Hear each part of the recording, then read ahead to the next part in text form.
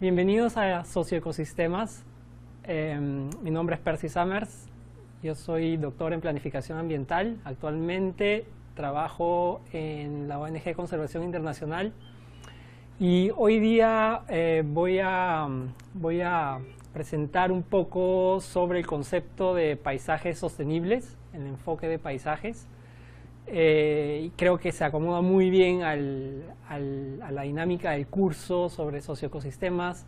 El enfoque de paisajes es algo, digamos, que tiene mucho impacto hoy en día en todo lo que son las políticas de desarrollo, en todo lo que son los proyectos de conservación y en las discusiones sobre políticas internacionales, ¿no?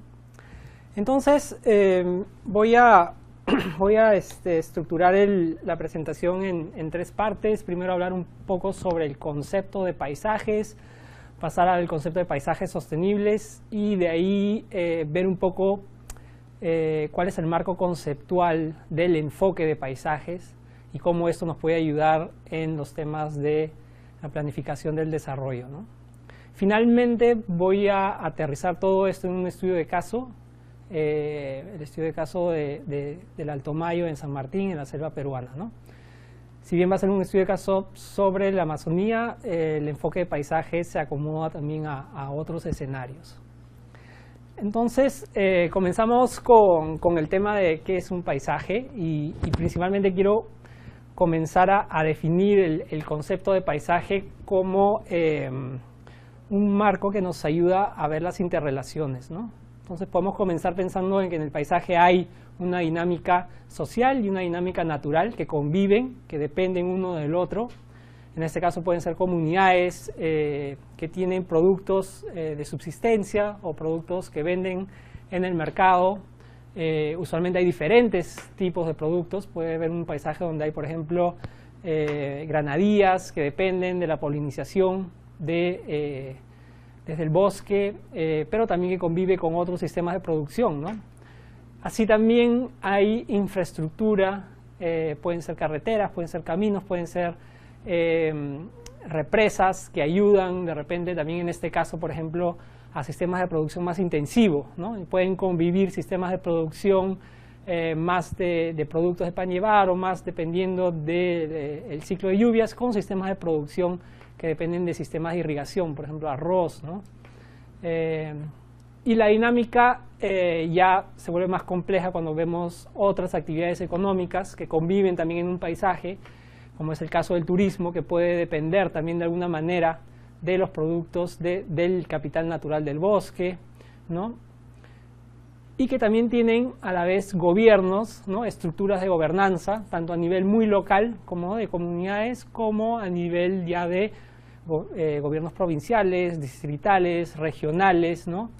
Y todo este paisaje, todas estas dinámicas están articuladas también a poblaciones urbanas, ¿no? Que consumen estos productos, que demandan estos productos. Entonces comenzamos que a veces se ve muy lejos el bosque de la ciudad, pero si entendemos el paisaje como una red de sistemas en producción que están interconectados, entendemos que estos sistemas de producción dependen de estos ecosistemas, a la misma vez dependen de su articulación, ¿no? a las ciudades y también a veces a una articulación comercial con actores fuera de este paisaje. Lo importante es entender que el paisaje tiene una dinámica propia, ¿no? Es una dinámica económica, social, cultural que existe, ¿no? Por lo tanto, se le puede entender como un socioecosistema. Entonces, en el paisaje conviven diferentes actores, ¿no? Pueden haber comunidades indígenas, agricultores, turistas, empresarios, ¿no? Y el gobierno, todos no necesariamente tienen el mismo mensaje, el mismo objetivo, pero de alguna manera todos conviven en el mismo paisaje, ¿no? Un poco ese es lo importante del paisaje, es entender cuáles son esas interrelaciones, ¿no? Entonces, ¿qué es un paisaje sostenible? El paisaje sostenible de repente lo entendemos mejor ya cuando viendo esas interrelaciones. Cuando un paisaje no es sostenible, vamos a ver, por ejemplo, sedimentación de ríos, colmatación de represas, monocultivos, una serie de actividades que no respetan esas interconexiones, cada uno con su propio objetivo, cada uno buscando su propio interés y no necesariamente buscando el interés común o el interés de la sostenibilidad del paisaje, ¿no? El otro lado de la moneda del paisaje sostenible es cuando tienes ese mismo paisaje, pero respetando, ¿no? Ese capital natural, esos ecosistemas que permiten que estas actividades económicas sean sostenibles, ¿no? Entonces, represas que protegen las cabeceras de cuenca para que no se cometen, sistemas de producción que respetan las propiedades del suelo, que no promueven erosión del suelo, ¿no? Ecosistemas naturales que están conectados con corredores ecológicos y así sucesivamente, ¿no? Entonces, un poco los dos lados de la moneda, ¿no? Entonces, un paisaje sostenible es una región, ¿no? Es una área geográfica, ¿no? Que simultáneamente, ¿no? Resulta en una producción agropecuaria con buenas prácticas, inversiones y mercados que son sostenibles, que entienden los límites ecológicos y trabajan con esas oportunidades también, que aseguran que ese capital natural siga proveyendo los servicios ecosistémicos esenciales y ahora en un contexto de cambio climático que resulten en reducción de emisiones de gases de efecto invernadero y todo esto en conjunto resulte en mejoras medibles en el bienestar humano. Ahora, si entendemos el enfoque de paisajes, aparentemente no termina siendo una teoría, pero sí es un marco a partir del cual nosotros entendemos o planificamos el desarrollo, ¿no? Podemos verlo comparado con otros enfoques, ¿no? El enfoque de sectores sería un enfoque más tradicional, digamos que es el que lamentablemente predomina en nuestra sociedad, ¿no? Donde cada sector, economía, minería, producción, tiene usualmente su propia agenda y sus propios objetivos y no necesariamente están conversando o están buscando la relación con el otro, sino prácticamente compiten uno con el otro, ¿no? El enfoque de cadenas, que es justamente ver, ¿no? el valor agregado en los diferentes componentes de la cadena y tratar de ayudar a que los pequeños productores sean una parte más sostenible de esa cadena, ¿no? Que los mercados realmente consideren, ¿no? el beneficio de los productores como parte de estas cadenas. Y el enfoque de paisaje lo podemos ver como otra mirada, ¿no? Donde vemos ya no la cadena, sino vemos el espacio geográfico. Y vemos cómo estos diferentes sectores conviven en un mismo espacio geográfico y cómo podemos, digamos, ser más eficientes, ¿no? En los objetivos comunes, ¿no? De los diferentes actores en ese paisaje. Hay toda una literatura que sale a partir de este enfoque de paisajes. Digamos que el enfoque de paisajes, lo bueno es que recoge mucho de los avances que han habido en el pasado, ¿no? Digamos, por ejemplo, busca crear plataformas multiactores para llegar a un consenso, ¿no? De cuáles los objetivos del paisaje o cómo vamos a llegar a un paisaje sostenible, ¿no? Esto obviamente sale de toda una línea de enfoques, de trabajar los enfoques participativos, la planificación colaborativa, ¿no? Por ejemplo, un ejemplo sería lo que explicaba Rodrigo Arce en una clase anterior sobre el manejo comunitario de recursos naturales, cómo estos enfoques también permiten a los productores ser actores, ¿no? De su desarrollo. Pero también toma en cuenta toda esta nueva línea, ¿no? de trabajo en el rol de mercados, ¿no? En cómo los mercados también pueden ser una oportunidad, ¿no? Hay toda una corriente de valorar los servicios ecosistémicos, cuál es la contribución del capital natural a la producción, a los sistemas de producción, ¿no? Entonces surgen los esquemas de pago por servicios ecosistémicos, hay toda una línea de trabajo. Y el enfoque de paisajes también recoge esos avances y los integra en su plataforma de mirada del desarrollo, ¿no? Y después hay una tercera corriente muy importante que es toda esta corriente de que no debemos centrarnos en sectores, ¿no? De que debemos ver el desarrollo como algo integral, como algo territorial. todo el movimiento de ordenamiento territorial, de zonificación, de gestión de cuencas, de modelos de conservación y desarrollo nace de esta mirada, ¿no? Y por último, el manejo adaptativo, ¿no? El concepto de resiliencia, o sea, ya no ver el ecosistema como maximizo solamente mis recursos naturales, sino cómo aseguro que ese sistema siga siendo resiliente, cómo puedo hacer que ese sistema, por más que yo haya un impacto, vuelva a su equilibrio, no necesariamente a su equilibrio original, pero sí que un bosque siga siendo bosque o que un río siga siendo un río que provee servicios, ¿no? Pero digamos que hay toda una literatura que dice, bueno, entonces la gestión de paisajes es simplemente reempaquetar todo esto con un nuevo nombre. Hay toda una literatura hay un trabajo de James Reed muy interesante donde él revisa más de 1700 artículos que dicen lo contrario, no que dicen lo contrario, sino llega a una conclusión que no, que la gestión de paisajes va un paso más allá, porque acá el tema no es simplemente decir yo voy a buscar un gana-gana, yo voy a buscar maximizar conservación y voy a maximizar desarrollo, que fue uno de los problemas con las visiones anteriores, sino que yo voy a ver y voy a aceptar que hay dependencias, pero también voy a aceptar que tienen que haber compromisos, ¿no? No puedo tener siempre lo mejor de todo, tengo que ver si yo maximizo mi producción en ciertos temas, voy a tener un impacto sobre otros aspectos de mi paisaje. Lo importante de la gestión del paisaje es reconocer esas interdependencias y ver cuál va a ser el mejor camino para que ese paisaje sea sostenible y para que todos los actores, ¿no?, esos que revisamos antes, también tengan una voz y también contribuyan a una misma visión, ¿no? Y ahora hay un contexto adicional también que, digamos, no es, si bien estaba presente, ahora está más presente, que es el desarrollo de estas políticas internacionales, ¿no? Desde las COPs, desde el Acuerdo de París, pasando por los Objetivos de Desarrollo Sostenible, ¿no? Que son acuerdos, digamos, compromisos de las diferentes naciones, pero que llegan a acuerdos a tratados internacionales que ayudan, ¿no?, a este enfoque de paisaje, porque están reconociendo la importancia de todo esto que hablamos antes, que es que necesitamos un desarrollo más inclusivo, que necesitamos más participación de actores, que necesitamos llegar a compromisos tanto de cambio climático como de desarrollo. Necesitamos darle de comer cada vez a más gente, pero al mismo tiempo también tenemos que reducir la presión sobre los bosques. ¿Cómo vamos a lograr eso? El enfoque de paisajes da un poco de luces, ¿no?, hacia cumplir todos estos compromisos a nivel internacional.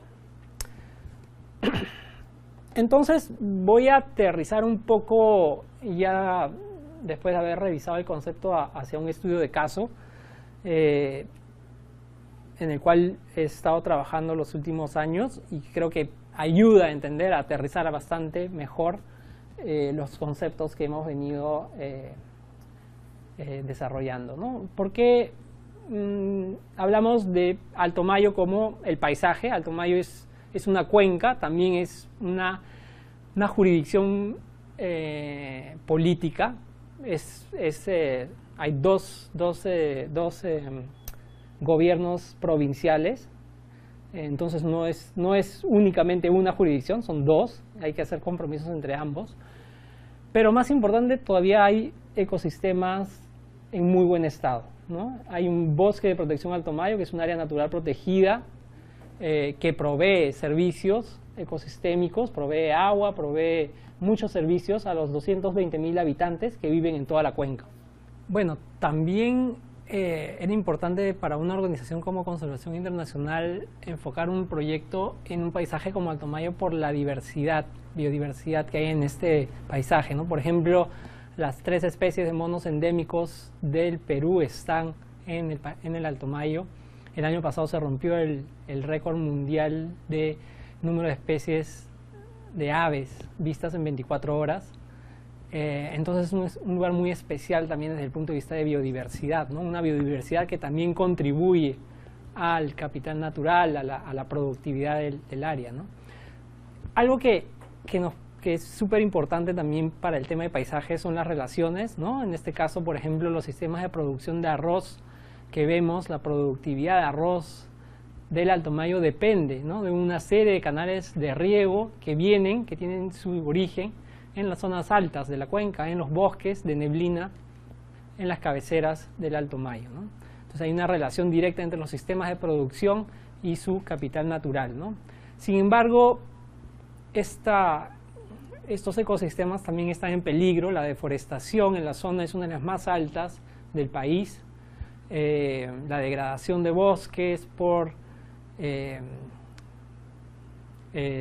extracción de madera es también otra amenaza grande en el paisaje, y es justamente acá donde nosotros vemos oportunidades, ¿no? Oportunidades para promover cambios hacia un paisaje más sostenible.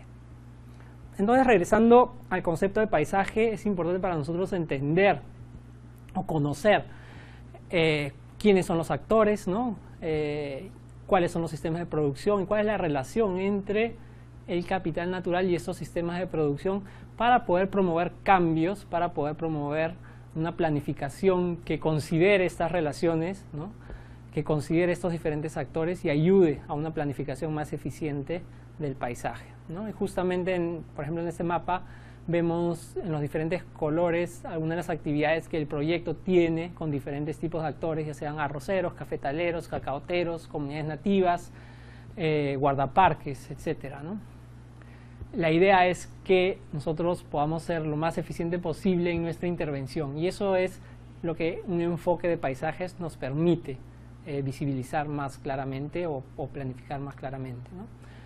Entonces, regresando a cómo tener una aproximación desde el enfoque de paisaje, estamos buscando proteger el capital natural, ¿no?, que es la base de la productividad, promover la producción sostenible, ¿no? Muchos de estos cultivos son casi el 80% de la deforestación en el Perú viene de la expansión de la agricultura. Esa agricultura podría ser mucho más productiva y mucho más rentable si se hace de una manera más sostenible, ¿no? Y ahora voy a hablar un poquito más sobre esas estrategias. Y al promover esa producción más sostenible vas a proteger el capital natural, pero todo esto tiene que estar amarrado, ¿no? Tiene que estar, es posible solamente si hay también una gobernanza efectiva, ¿no?, a los diferentes niveles, desde la comunidad hasta los gobiernos provinciales y regionales, ¿no? En el caso del Alto Mayo estoy hablando de un proyecto específico que tiene una aproximación de paisaje, pero digamos hay muchas maneras de aproximar un enfoque de paisaje dependiendo también de los intereses en la hora de diseñar el proyecto, pero digamos que en este modelo de proyecto de enfoque de paisaje estamos tratando de abarcar muchas cosas y al mismo tiempo ser muy eficientes en cómo las hacemos, ¿no? Entonces, por ejemplo, hay un plan de acción de dónde deben ser las inversiones y cómo deben ser las inversiones sostenibles. Hay una plataforma donde estas inversiones se discuten, se deciden, hay una estrategia de comunicaciones, hay un sistema de contabilidad del paisaje que permite también ver cómo estamos avanzando hacia un paisaje sostenible o no. Y finalmente hay pilotos, hay modelos de negocios sostenibles, ¿no?, que también encierra todo un concepto, ¿no?, de cuando estamos promoviendo un paisaje sostenible, cómo hacemos ese cambio, ¿no?, de sistemas de producción que deforestan, que degradan el bosque, hacia sistemas de producción que, al contrario, ¿no?, se vuelven aliados del paisaje, del bosque, ¿no? Obviamente todo está amarrado a un enfoque de derechos que busca, ¿no?, crear las condiciones para que este desarrollo económico que estamos promoviendo realmente sea equitativo y no, por ejemplo, abra brechas entre diferentes grupos sociales, ¿no? Voy a hablar de algunos aspectos del paisaje para aterrizar un poco más cuando estamos hablando de paisajes, cómo el enfoque de paisaje nos ayuda a ser más estratégicos en nuestras intervenciones. Comienzo con el trabajo que venimos haciendo de la mano con el Servicio Nacional de Áreas Naturales Protegidas, el CERNAM. Es un socio local, es un socio de gobierno, sin embargo que tiene muchas deficiencias presupuestarias, ¿no?, y de capacidades. Nosotros tenemos un contrato de administración, ¿no?, como una ONG, tenemos la cogestión del área natural protegida, ya es un modelo que acerca un poco la visión del paisaje cuando les hablaba al inicio, ¿no? Que buscan alianzas, que busca cómo trabajar con el sector privado, y acá el sector privado es representado por Walt Disney, que es una empresa transnacional, pero que tiene intereses en reinvertir parte de sus fondos para neutralizar su huella de carbono en áreas de alta biodiversidad, ¿no? Y hoy día, este año, también se ha conseguido que una empresa que es Joffrey's Coffee and Tea, que tiene la exclusividad de la venta de todo el café en los parques temáticos de Disney, tenga un lote del café que viene ayudando a conservar el bosque de protección Alto Mayo hacia estos parques temáticos. Ahora, por ejemplo, este productor acá, Norville, convencionalmente el café deforesta, y eso es algo que todo el mundo sabe, pero que muy poca gente repite. Sin embargo, llegar a un café sostenible es viable. Nosotros podemos pasar de un café de 9 quintales por hectárea a 25.6 quintales por hectárea en solo 2 años. Más del doble de productividad en una misma área, ¿no? Entonces, las estrategias van por ahí, cómo creamos buenas prácticas que ayuden, ¿no?, a conservar el bosque, a gente como Norville, en esta foto, que antes era un migrante que se había sentado dentro de un área natural protegida, que no quería saber nada con el bosque de protección Alto Mayo, como hoy día él se vuelve un aliado del área natural protegida. Y acá enfatizo el tema desde el enfoque de paisajes, que nos permite ver cuáles son las oportunidades de trabajar con un aliado público como es el Servicio Nacional de Áreas Naturales Protegidas, y a la vez cómo trabajar con una entidad privada que está buscando dónde colocar fondos, y el enfoque de paisaje ayuda a ser más eficientes en donde es necesario a lo largo de un gran paisaje.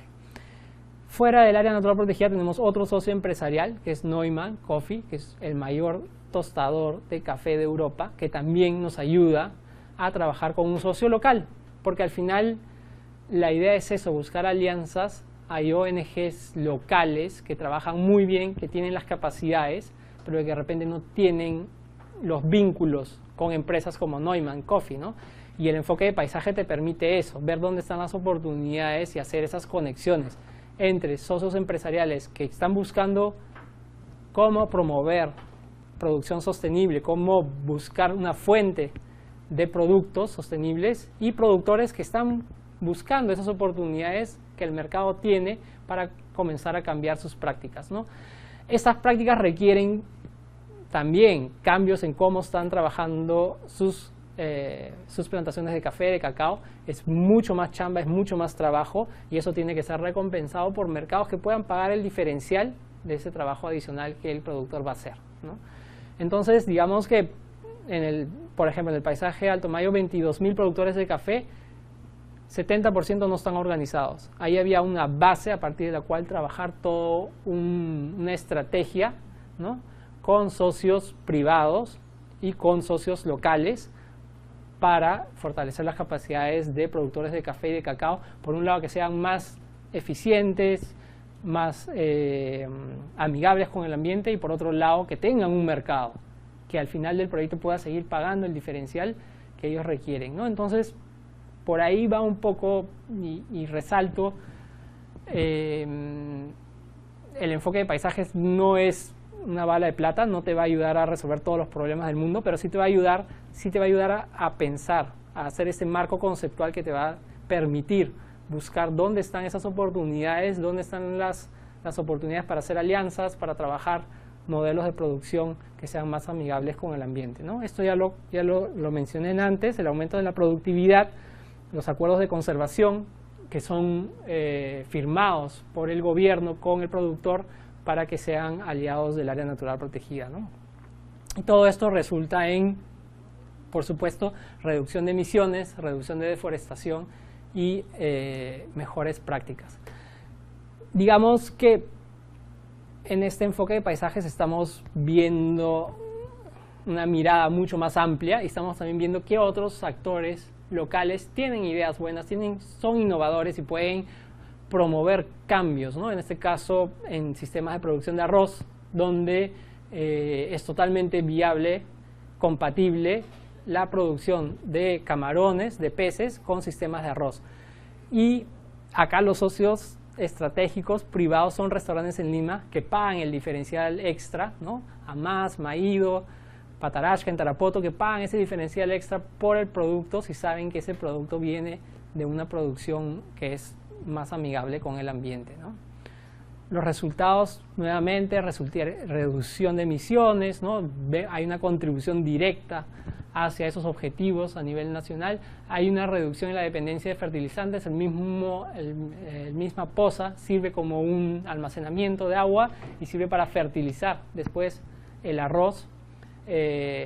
Nosotros hemos hecho todo un sistema por el cual aprovechamos la pendiente y todo el agua que se recicla de las pozas de camarón van a irrigar los pastizales de arroz, ¿no? Y obviamente el camarón es mucho más rentable que el arroz, ¿no?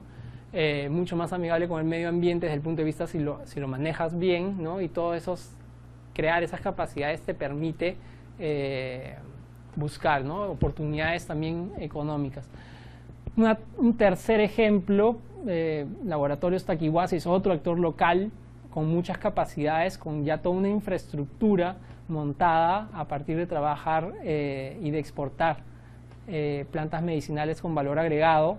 Sus socios siempre son comunidades nativas, ¿no? Y acá vimos una oportunidad también igualmente, ¿no? Para trabajar con comunidades nativas Abajún que aún no trabajaban con Taquihuasi y hacer el vínculo, ¿no? Y crear toda una nueva línea de infusiones de plantas medicinales a ser vendidos en Lima y en el exterior, ¿no? Se ha ido un paso más allá, hay toda una iniciativa local de crear un bosque de las nubes, que es un bosque de mujeres con el fin de asegurar las plantas medicinales hacia el futuro, ¿no? Entonces, nuevamente, cómo el enfoque de paisajes nos permite hacer esos vínculos, mirar esas oportunidades, hacer los vínculos entre comunidades y oportunidades económicas desde el sector privado que aseguren que estamos realmente beneficiando también a los actores locales, ¿no? Pero hablábamos de las plataformas y de cómo crear también, ¿no? Con gobiernos plataformas que sean mucho más amigables con el ambiente, pero a la vez también adecuadas, ¿no? Proinversión venía hace muchos años buscando crear una oficina de promoción de la inversión privada en la Amazonía, pero el mensaje siempre era una infraestructura, una de cemento, que poco tenía que ver con las necesidades de los gobiernos regionales en la Amazonía, ¿no? Y justamente a través de alianzas con ambos pudimos hacer y promover una oficina de promoción de la inversión privada sostenible, ¿no? E innovar bastante, apoyar al gobierno regional de San Martín a innovar en cómo proponerle un nuevo modelo de inversiones público-privadas a Proinversión, ¿no?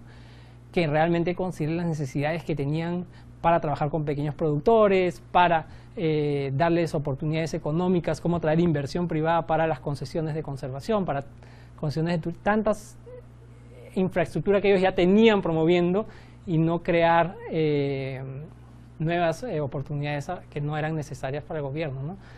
El ímpetu fue tanto que hoy día el gobierno regional de San Martín es la primera que ya tiene una oficina de promoción de la inversión, una OPIP, ¿no? En la Amazonía, y lo ha hecho en un tiempo récord de 6 meses, ha puesto recursos, ya tiene un personal de más de 6 personas haciendo ya esos contactos con privados, pero con un mensaje que de nuevo viene de esta mirada más integral, de esta mirada más, digamos, de alguna manera más inclusiva, ¿no? Con el pequeño productor para buscar oportunidades económicas también que sean beneficiosas para el pequeño productor, ¿no? Y finalmente voy a cerrar con la necesidad de que el enfoque de paisaje necesite un sistema de contabilidad, ¿no? De alguna manera, en esta gráfica estoy mostrándoles cómo diferentes indicadores contribuyen hacia una mirada de paisaje, ¿no? Estamos reduciendo deforestación, estamos incrementando productividad, estamos ayudando a salir de la pobreza a estos productores, estamos reduciendo emisiones.